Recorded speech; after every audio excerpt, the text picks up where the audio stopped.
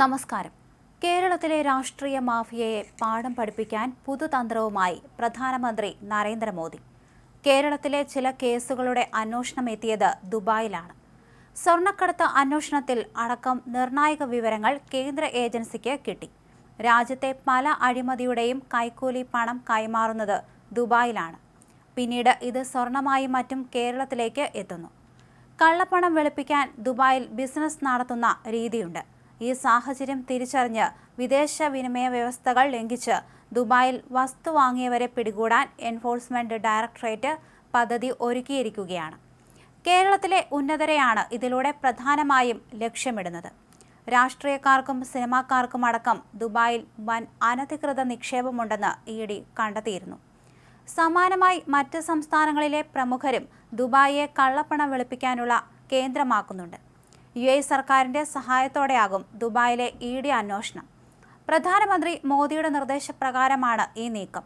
ഈ അന്വേഷണം ദേശീയ സുരക്ഷാ ഉപദേഷ്ടാവ് അജിത് ഡോവൽ നേരിട്ട് നിരീക്ഷിക്കും. ദുബായിൽ കള്ളപ്പണ ഇടപാടുകൾ നടത്തിയിട്ടുണ്ടോ എന്നാകും പ്രധാനമായും അന്വേഷിക്കുക. ഫെമ ലംഘനത്തിനും നടപടി നേരിടേണ്ടി വന്നേക്കാം. ആദായ നികുതി വകുപ്പിൽ നിന്നും റിസർവ് ബാങ്കിൽ നിന്നും ലഭിച്ച വിവരങ്ങളുടെ അടിസ്ഥാനത്തിലാണ് EDയുടെ അന്വേഷണം. റിയൽ എസ്റ്റേറ്റ് വിപണി ആകർഷകമായതിനെ തുടർന്ന് നിരവധി ഇന്ത്യൻ കുടുംബങ്ങൾ ദുബായിൽ വസ്തു വാങ്ങിക്കൂട്ടിയിട്ടുണ്ട്. ഡെവലപ്പർമാരുടെ ഓഫറുകളും കുറഞ്ഞ തോതിലുള്ള തിരിച്ചടവുമൊക്കെ വാഗ്ദാനം ചെയ്യുന്നതിനാൽ വൻതോതിൽ വസ്തു കച്ചവടം നടക്കുന്നുണ്ട്. ഈ സാഹചര്യത്തിൽ അറിഞ്ഞോ അറിയാതെയോ വിദേശ കറൻസി വിനിമയ വ്യവസ്ഥകൾ പലരും ലംഘിച്ചിട്ടുള്ളതായി സൂചന ലഭിച്ചതിന്റെ അടിസ്ഥാനത്തിലാണ് കൂടുതൽ പരിശോധന നടത്തുന്നതെന്ന് റിപ്പോർട്ടുകൾ പുറത്തുവരുന്നുണ്ട്. കേരളത്തിലെ രാഷ്ട്രീയക്കാരിൽ മിക്കവാറും പേരുടെ ബന്ധുക്കൾ ദുബായിലാണ് ഉള്ളത്. കേരളത്തിലെ പ്രമുഖ നേതാവിന്റെ മകൻ അടുത്ത കാലത്തൊന്നും കേരളത്തിൽ വന്നിട്ട് പോലുമില്ല. അച്ഛനും അമ്മയും മകനെ ദുബായിൽ പോയി കാണുന്നു.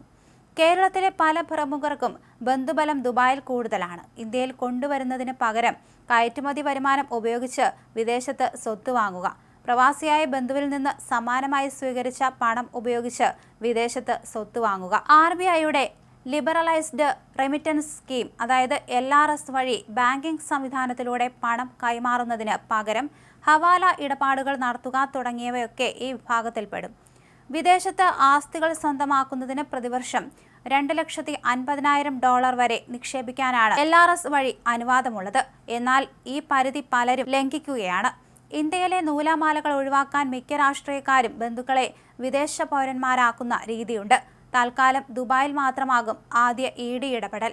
പിന്നീട് മറ്റു രാജ്യങ്ങളിലെ സമാന സംഭവങ്ങളും പരിശോധിക്കും.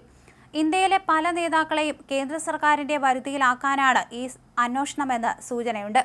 UAE സർക്കാരിന്റെ സഹകരണം ഈ അന്വേഷണത്തിന് ഇന്ത്യ ഉറപ്പാക്കും. വിദേശ എക്സ്ചേഞ്ചുകൾ, ബ്ലോക്ക് ചെയിൻ ശൃംഖലകൾ എന്നിവ വഴി ക്രിപ്റ്റോ കറൻസിയിൽ നിക്ഷേപം നടത്തി ഡെവലപ്പർമാർക്ക് കൈമാറി സ്വത്ത് സ്വന്തമാക്കിയവർക്കെതിരെയും നടപടിയുണ്ടാകും. ഇത്തരം ഇടപാടുകളുടെ ഹബ്ബായി ദുബായ് മാറിക്കഴിഞ്ഞു. സ്വത്തിൽ നിന്ന് വായ്പയെടുത്തോ വാടക വരുമാനത്തിൽ നിന്ന് മുൻകൂർ കടമായി വാങ്ങിയോ ഇടപാട് നടത്തിയവരും ഫെമ വ്യവസ്ഥകൾ ലംഘിച്ചതായി കണക്കാക്കുമെന്നാണ് വിലയിരുത്തൽ. ദുബായിലെ സ്വത്ത് വാങ്ങാൻ ഉപയോഗിച്ച പണത്തിന്റെ ഉറവിടം തെളിയിക്കാൻ കഴിയാത്ത സാഹചര്യമുണ്ടായാലും നടപടി നേരിടേണ്ടി വന്നേക്കാമെന്നാണ് മാതൃഭൂമി അടക്കമുള്ള പത്രങ്ങൾ റിപ്പോർട്ട് ചെയ്യുന്നത്. നേരത്തെ കള്ളപ്പണം വെളുപ്പിക്കലിനെതിരെ പരിശോധന ശക്തമാക്കാനുള്ള കർമ്മസമിതിക്ക് UAE അംഗീകാരം നൽകിയിരുന്നു.